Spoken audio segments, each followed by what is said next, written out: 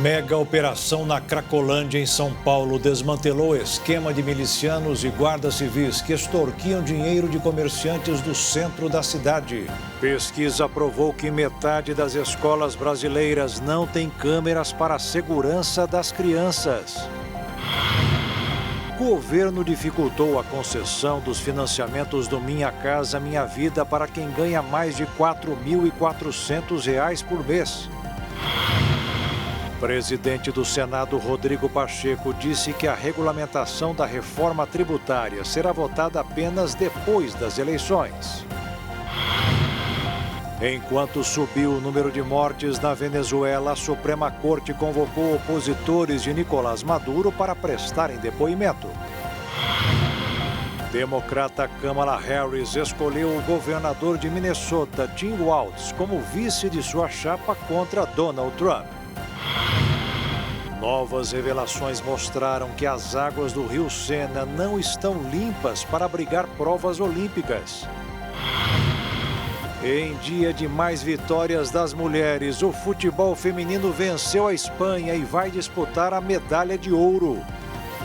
Agora no Jornal das 22.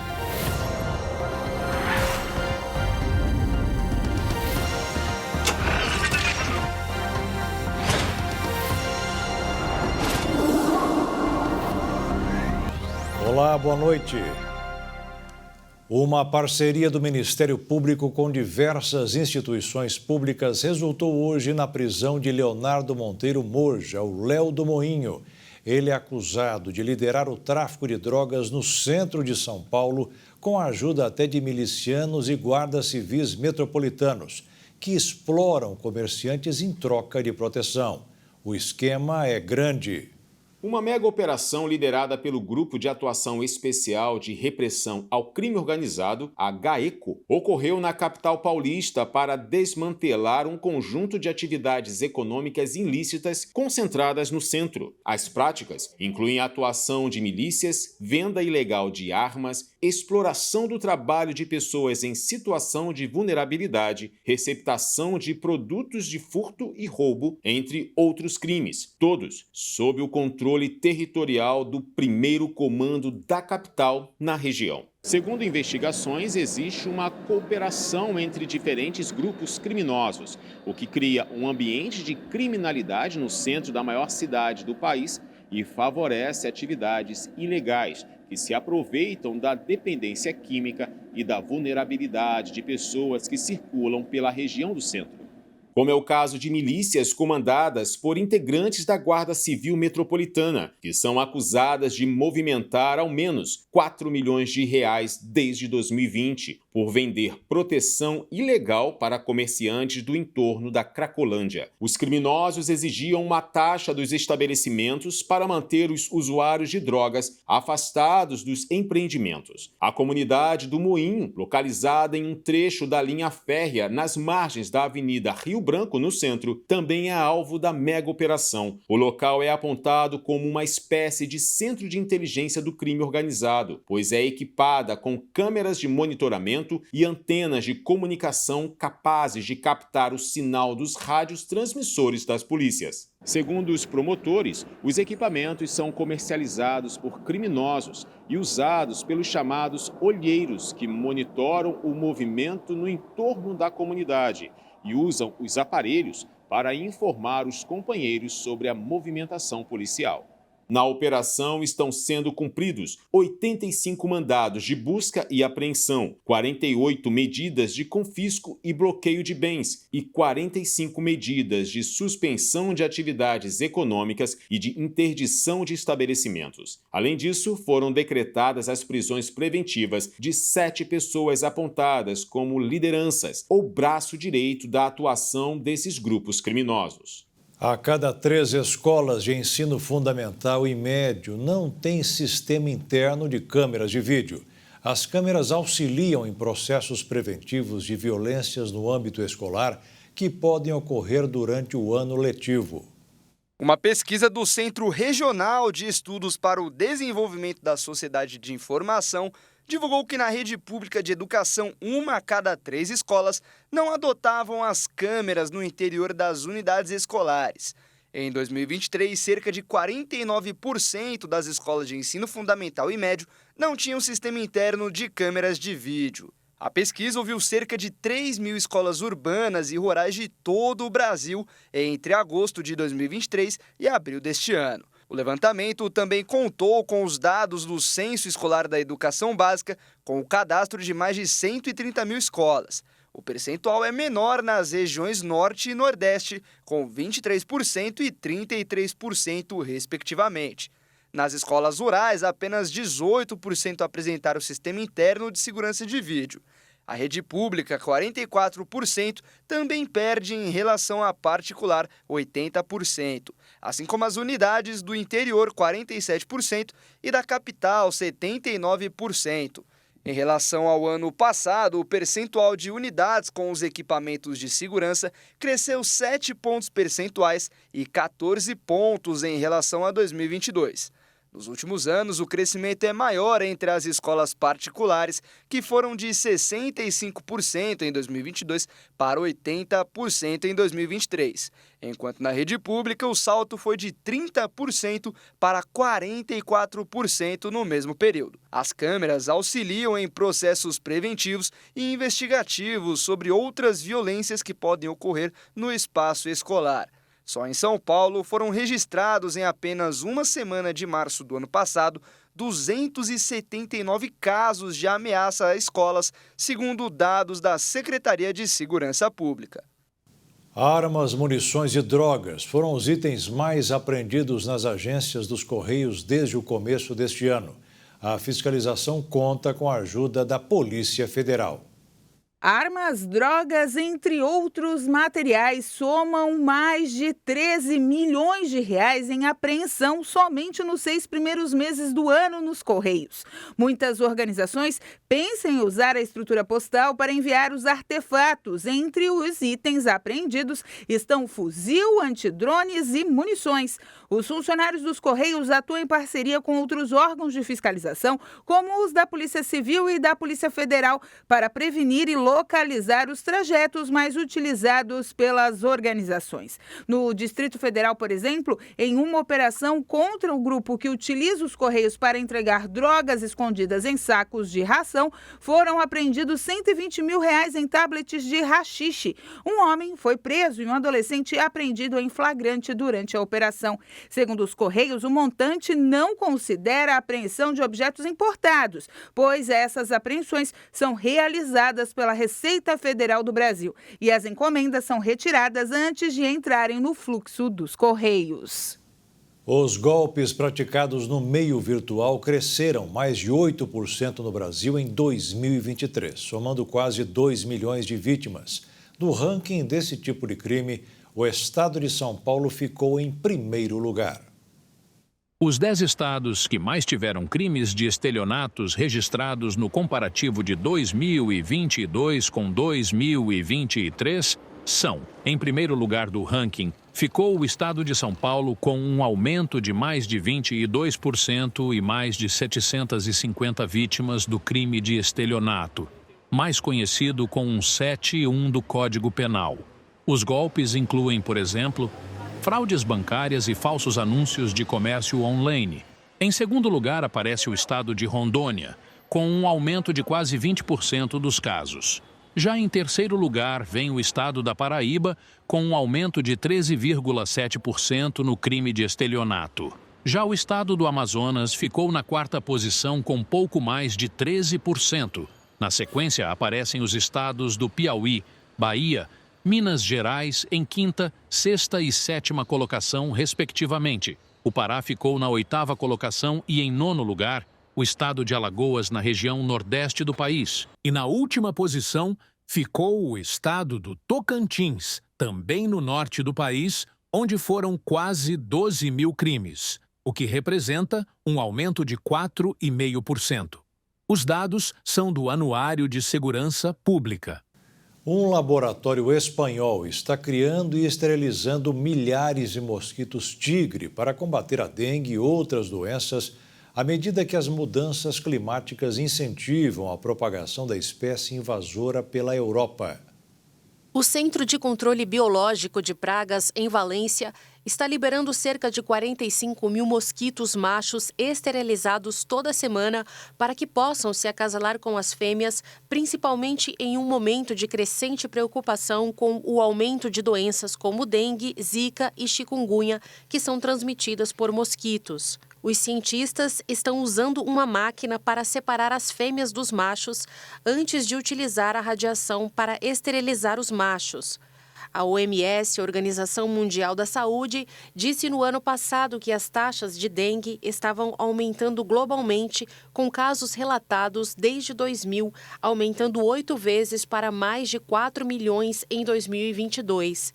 Estudos concluíram que um clima mais quente ajuda os mosquitos a se multiplicarem mais rápido. Em 2023, a Europa registrou 130 casos de transmissão local de dengue contra 71 casos em 2022. O aumento é considerado significativo por autoridades sanitárias quando comparado ao total de casos de transmissão local da doença, registrados ao longo dos 10 anos anteriores. Entre 2010 e 2021, apenas 73. Uma espécie invasora de mosquitos se instalou em 13 países da União Europeia, incluindo França, Espanha e Grécia, levando especialistas a associarem a presença ao aumento dos casos de dengue na Europa. E veja a seguir, o presidente do Senado, Rodrigo Pacheco, disse que a regulamentação da reforma tributária será votada apenas depois das eleições. E o governo dificultou a concessão dos financiamentos do Minha Casa Minha Vida para quem ganha mais de R$ 4.400 por mês.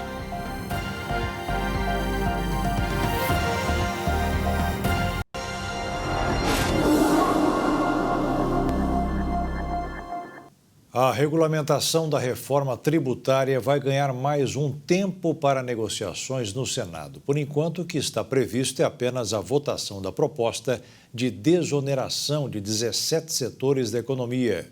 Pacheco conversou com jornalistas antes de seguir para o plenário para poder abrir a ordem do dia. Então, na avaliação do presidente ali do Senado, dificilmente será possível votar, o plenário da Casa votar o projeto que regulamenta a reforma tributária antes do fim das eleições municipais em outubro, justamente pelo fato do quórum ser muito baixo, não ser possível conseguir reunir senadores suficientes para que haja uma votação ali expressiva, né? Então, ele admite de fato que na visão dele é muito complicado, mas que as coisas vão seguir sendo tocadas normalmente lá no Congresso Nacional. Lembrando que ainda tem que passar ali pela Comissão de Constituição e Justiça da Casa. A regulamentação da reforma tributária trata das regras, né, de criação do CBS, Contribuição sobre Bens e Serviços, e IBS, Imposto sobre Bens e Serviços, que juntos formarão aí o IVA, que é o Imposto sobre Valor Agregado. O tributo vai substituir 5 impostos que recaem sobre o consumo hoje: PIS, COFINS, IPI, ICMS e ISS. O texto também detalha o funcionamento do imposto sobre o IVA brasileiro,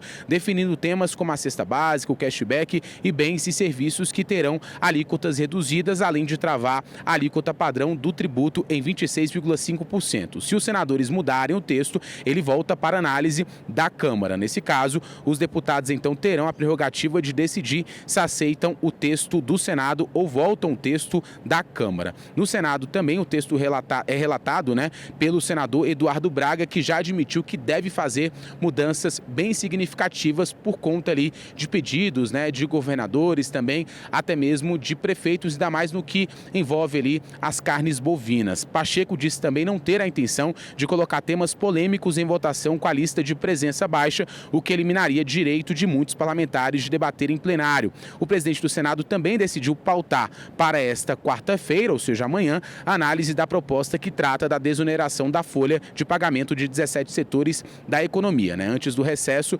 Pacheco chegou a afirmar que a matéria só seria colocada no plenário após um consenso entre o Congresso Nacional e o Poder Executivo. Na busca, então, de uma solução para compensar os gastos com a desoneração, a presidência do Senado apresentou um conjunto de propostas e até o momento, então, entretanto, não foi fechado nenhum acordo sobre o tema. Lembrando que existe, inclusive, uma decisão judicial em vigor do ministro lá do Supremo Tribunal Federal, Cristiano Zanin, e por conta disso, então, o Congresso Nacional e o Executivo precisam chegar em um acordo em relação relação a essa discussão até o dia 11 de setembro, ou seja, tem que se apontar qual é a fonte de receita, porque só assim há um consenso entre as duas partes e aí se evitaria então todo que esse esforço do Congresso fosse por água abaixo.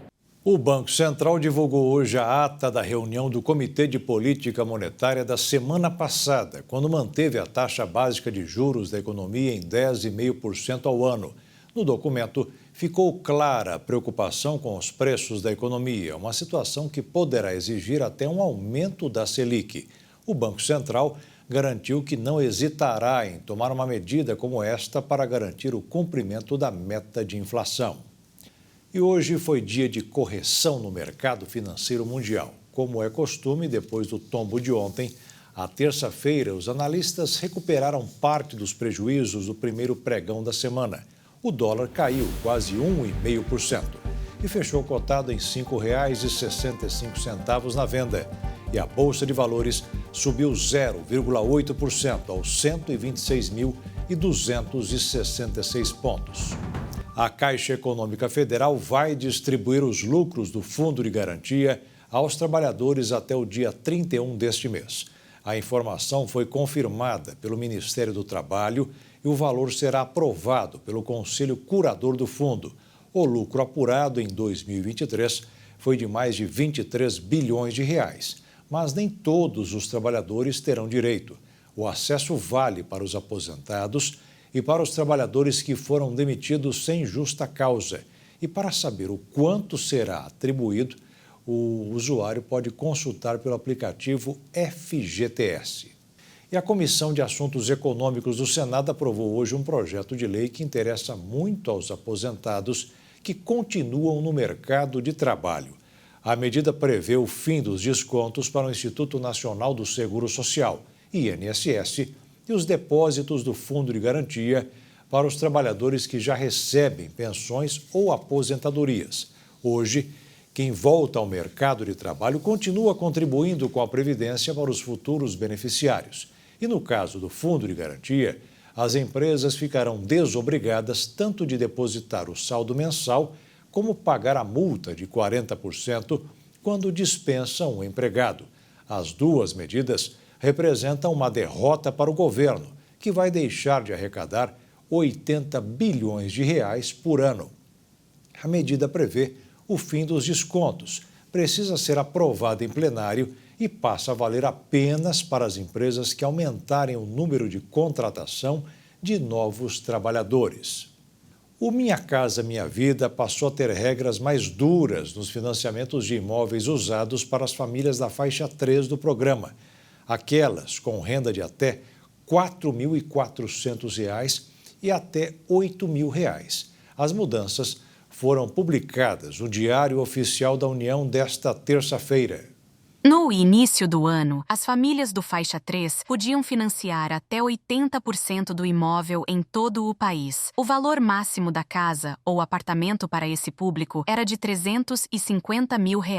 Em abril, o governo fez um ajuste nas regras para imóveis usados e aumentou o valor da entrada para famílias do Faixa 3 nas regiões Sul e Sudeste. A fatia subiu para 20% ou 30%, dependendo da renda familiar. Agora, o governo deve ampliar ainda mais essa exigência para a entrada, e ela será válida para todo o país. A medida deve cortar o valor máximo. Vale destacar que os imóveis novos não sofrerão essa alteração de teto no valor. O Minha Casa, Minha Vida deve fechar o ano com quase 600 mil financiamentos, um recorde. Esse saldo inclui contratações de imóveis novos e também usados. O programa habitacional é bancado com recursos do Fundo de Garantia do Tempo de Serviço. Nos últimos anos, os contratos envolvendo imóveis usados cresceram muito. Por conta disso, o governo quer conter essa alta com o objetivo de preservar a essência do programa, que é atender aos mais pobres e garantir recursos para a compra de imóveis novos. Com as novas regras, a expectativa é que os imóveis usados possam ficar abaixo de 30% nesse ano e que esse percentual caia ainda mais em 2025, quando as limitações continuarão valendo. Domingo que vem será o Dia dos Pais, uma data comemorada por quase todos os filhos e também pelo comércio. A expectativa é que este ano a tradicional compra de presentes movimente quase 8 bilhões de reais em todo o país. Ser pai ou mãe é uma vocação sagrada que exige doação e sacrifício constante, já dizia uma jovem doutora. Para esses nossos heróis sem capa e sem máscara, desejamos sempre oferecer do bom e do melhor. Com o Dia dos Pais tão perto, questionamentos sobre o que presentear surgiram. E é exatamente numa das datas comemorativas mais importantes do calendário brasileiro que acontece grande movimentação financeira no comércio. A festividade deverá movimentar cerca de 7,8 bilhões na economia do país neste ano. E segundo a projeção da Confederação Nacional do Comércio de Bens, Serviços e Turismo, o Brasil ainda poderá obter um crescimento de 4,7% em comparação com o ano passado no volume de vendas. O Instituto Datafolha, a pedido da Associação Brasileira das Empresas de Cartões de Crédito e Serviços, revelou em uma pesquisa que os brasileiros planejam gastar em média R$ 181 com presentes. Mas isso também dependerá da região, pois ainda de acordo com o levantamento, no Centro-Oeste os compradores pretendem gastar R$ 226 e na região Nordeste, R$ 154. A lista que lidera os itens mais buscados começa com roupas, seguido de perfumes, cosméticos, calçados e, por fim, acessórios. O levantamento aponta também que os consumidores pensam primeiro em pesquisar os preços de presentes para economizar antes de comprar. Essa apuração de valores está sendo feita por sites ou aplicativos, com um público de 65%, pelas redes sociais, sendo 41%, e nos shoppings, com uma minoria de 35%. E veja a seguir, democrata Kamala Harris escolheu o governador de Minnesota, Tim Walz, como vice de sua chapa contra Donald Trump. E enquanto subiu o número de mortes na Venezuela, a Suprema Corte convocou opositores de Nicolás Maduro para prestarem depoimento.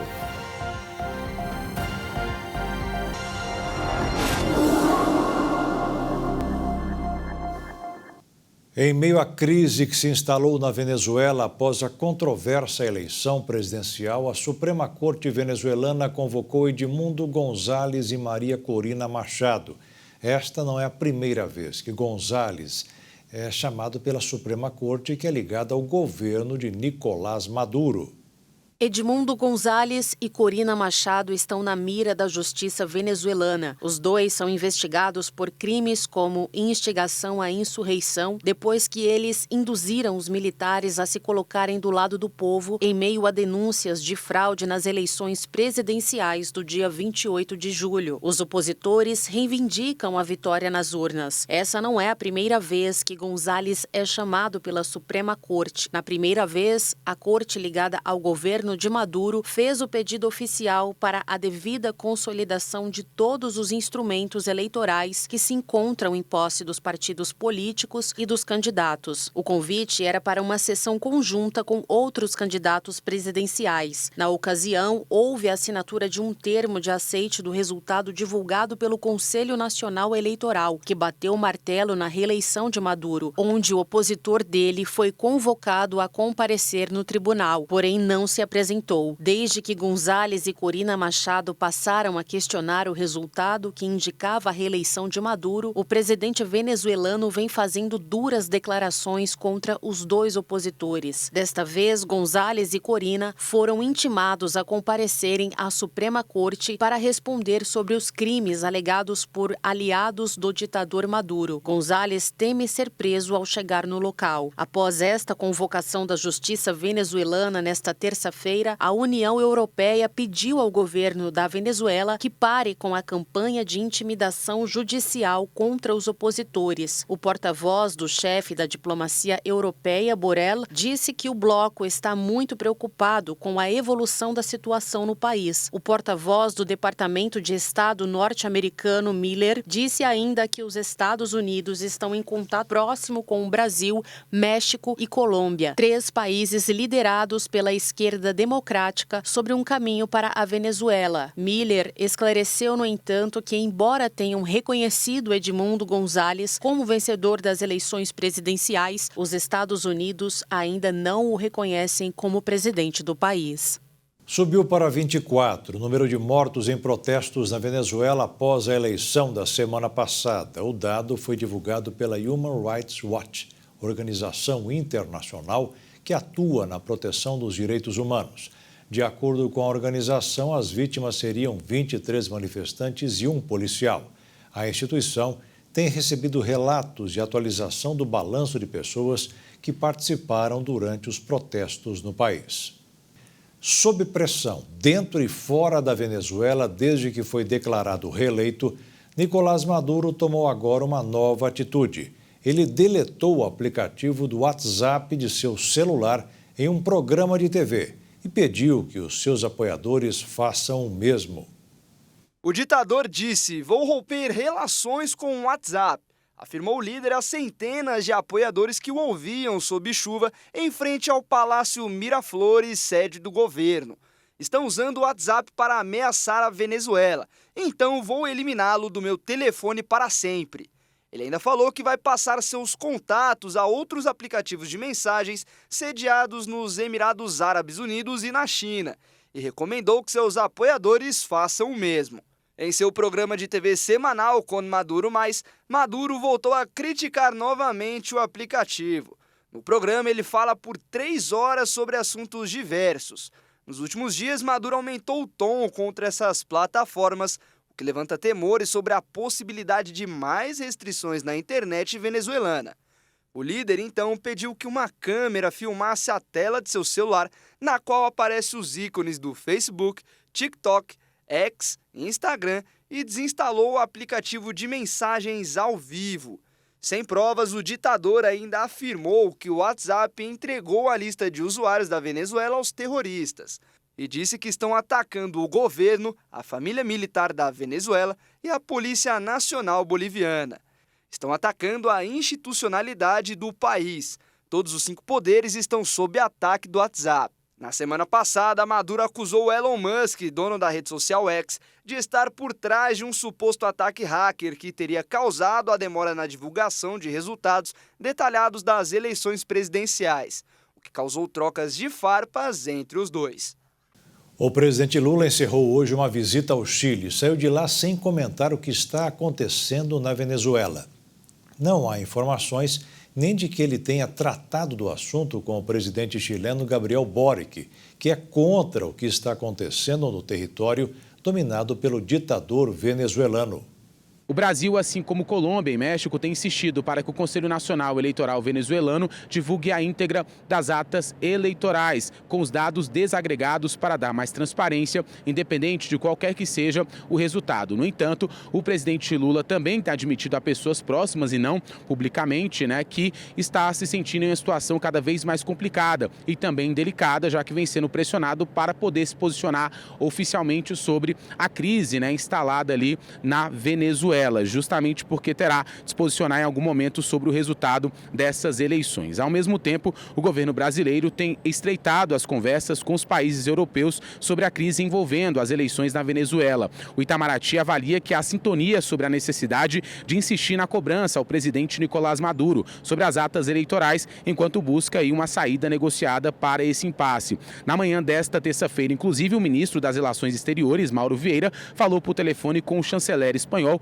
José Manuel Álvares, que é o principal articulador sobre o assunto entre os europeus. A conversa faz parte da série de diálogos que Vieira tem realizado desde a semana passada na tentativa de construir uma solução para o impasse. Na quinta-feira da semana passada, inclusive, o chanceler brasileiro falou com o alto representante da União Europeia para as Relações Exteriores, Josep Borrell.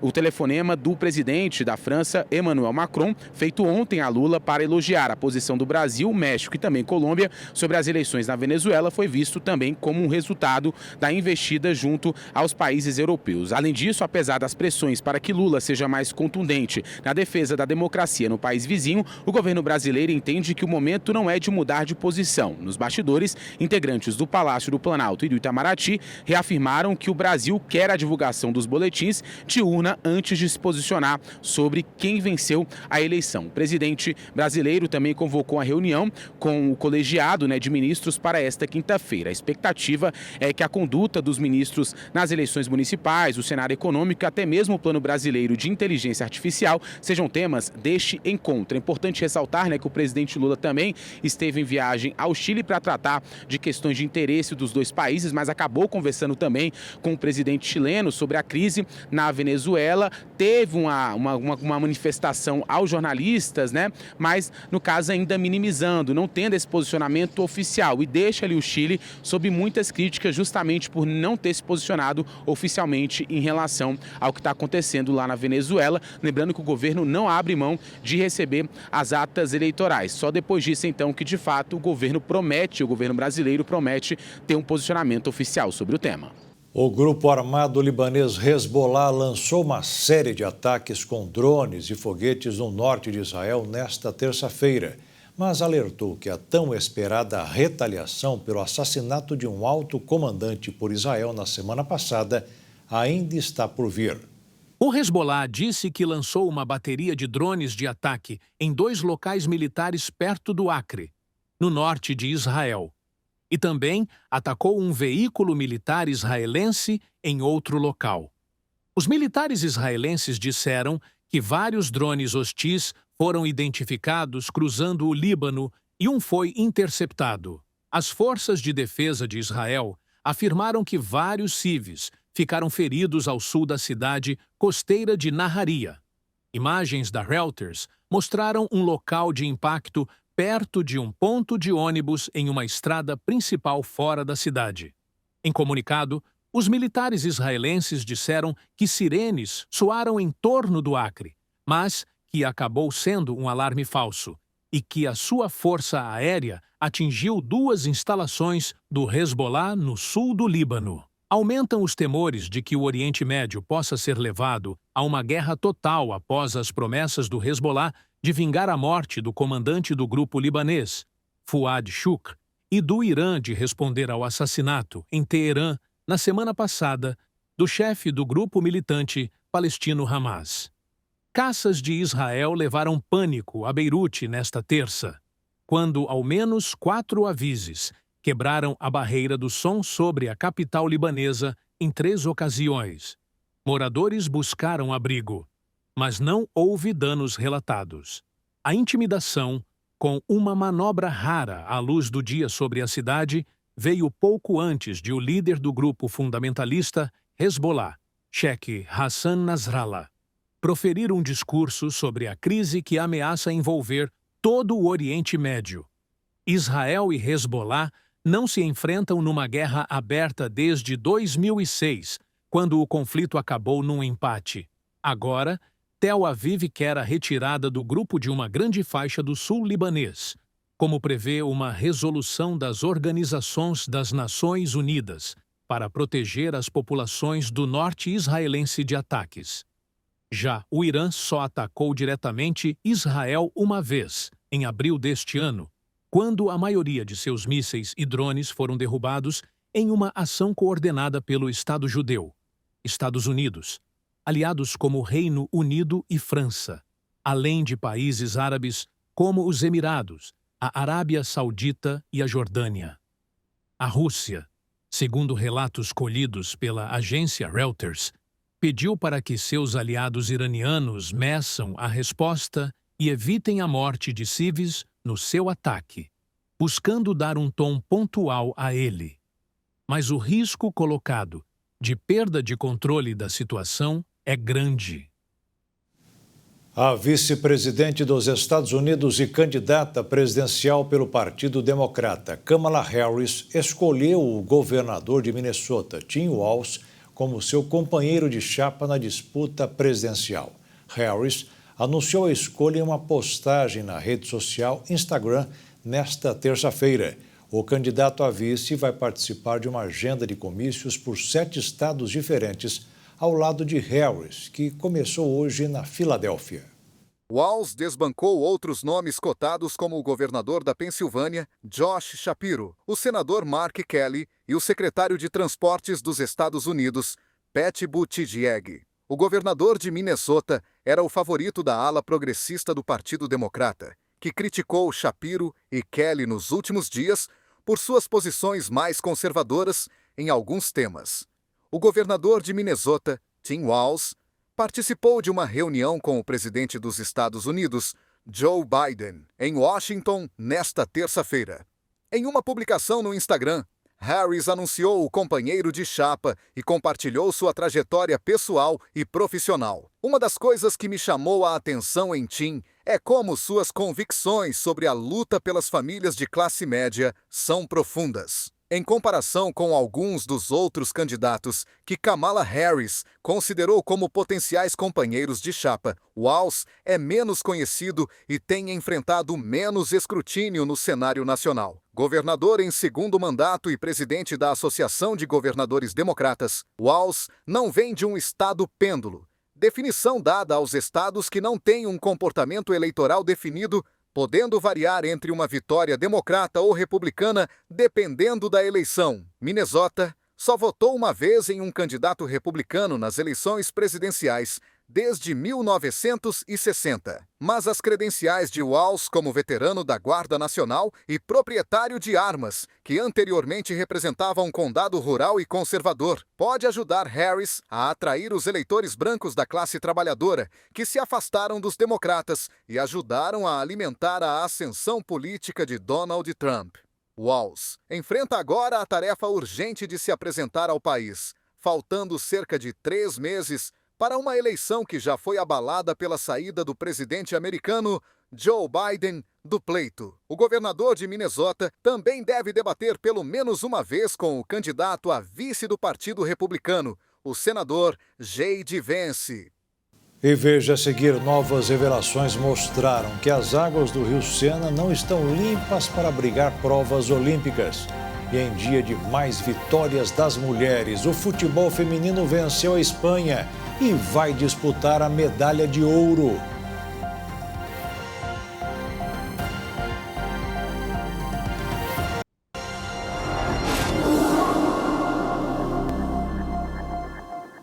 O número de passageiros de ônibus urbanos no Brasil caiu quase a metade no período de 10 anos. As pessoas trabalham mais em casa, fazem compras via internet ou utilizam o próprio veículo. O setor de transporte público por ônibus vem sofrendo com crises desde a pandemia da Covid-19. Entretanto, antes disso, as concessionárias já vinham perdendo força e, em um período de uma década, registraram uma queda de quase 50% no número de passageiros. Para se ter uma ideia, em abril de 2013, os coletivos urbanos foram utilizados cerca de 380 milhões de vezes no mês. No mesmo período, em 2023, 10 anos depois, foram contados um pouco mais de 204 milhões de passagens, uma queda de 46%. Os dados fazem parte da edição 2023 e 2024 do anuário produzido pela Associação Nacional das Empresas de Transportes Urbanos. Para especialistas, 2 fatores que motivaram essa queda foram o crescimento do trabalho remoto e das vendas online, o que acabou com a necessidade de locomoção da população. Além disso, o aumento na utilização de veículos individuais, como carros e motos, também colaborou para a perda de passageiros. De acordo com o diretor executivo da associação, Francisco Cristovan, os dados mostram que a demanda dificilmente retornará aos níveis pré-pandemia, sem a adoção de novas políticas públicas. Um estudo realizado pela Universidade Metropolitana de Osaka, no Japão, verificou os efeitos benéficos de uma espécie de alga marinha na prevenção da doença de Parkinson. A planta marinha é comestível e pode ser encontrada no Oceano do Japão e da Coreia. As algas comestíveis são aquelas que podem se comer ou se utilizam na preparação de outros alimentos. são considerados organismos primitivos por não conterem seiva, raízes, folhas, flores, sementes e frutos. As algas são importantes para a economia humana, pois são utilizadas como matéria-prima para a indústria farmacêutica, cosmética e alimentícia, e utilizadas na culinária chinesa. O estudo realizado pela Universidade Metropolitana de Osaka, no Japão, fez 2 tipos de teste de função motora usando camundongos que foram alimentados oralmente com os antioxidantes diariamente por 1 semana. E então receberam a rotemona, substância química inodora usada como inseticida e pesticida. Os resultados mostraram que a função motora, que foi diminuída pela rotenona, foi restaurada. Houve também melhora na função motora intestinal e na estrutura da mucosa. Os pesquisadores fizeram experimentos usando células modelo de doença de Parkinson e verificaram a interação bioquímica do efeito preventino de Equilonia cava. Os resultados da validação mostraram que algas marinhas ricas em antioxidantes ativam a enzima MPK, proteína quinase ativada por adenosina monofosfato, um sensor de energia intracelular, e inibem a produção de espécies reativas de oxigênio que causam a morte de células neuronais. A alga utilizada é uma espécie de alga marrom marinha comestível encontrada no oceano do Japão e da Coreia. O Parkinson é uma doença neurológica degenerativa, crônica e progressiva que afeta principalmente a parte motora. A condição causa degeneração das células situadas numa região do cérebro chamada substância negra. Essa área é responsável por produzir a dopamina, neurotransmissora associada ao movimento do corpo. A baixa de dopamina afeta a capacidade motora do paciente. Os sintomas mais característicos do Parkinson costumam surgir por volta dos 65 anos. No entanto, especialistas afirmam que a doença começa a se desenvolver até 20 anos dos sinais mais acentuados surgirem. O Brasil começou bem a maratona de esportes desta terça-feira nas Olimpíadas de Paris. Com quase 86 metros, o mineiro Luiz Maurício da Silva quebrou o recorde sul-americano de lançamento de dardo, que era dele mesmo, e vai disputar a final depois de amanhã. Com isso, o brasileiro também acabou com um jejum de 92 anos sem a participação do país em uma reta final do lançamento de dardo.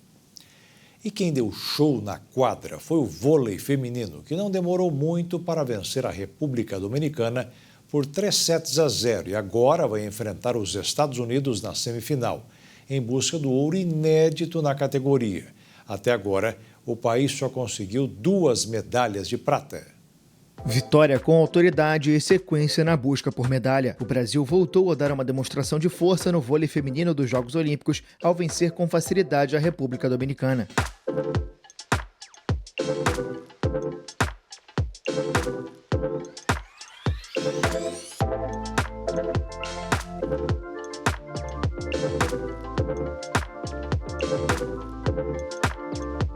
A camisa 10 Gabi terminou o jogo como maior pontuadora, com 20, enquanto Ana Cristina fez 14 pontos.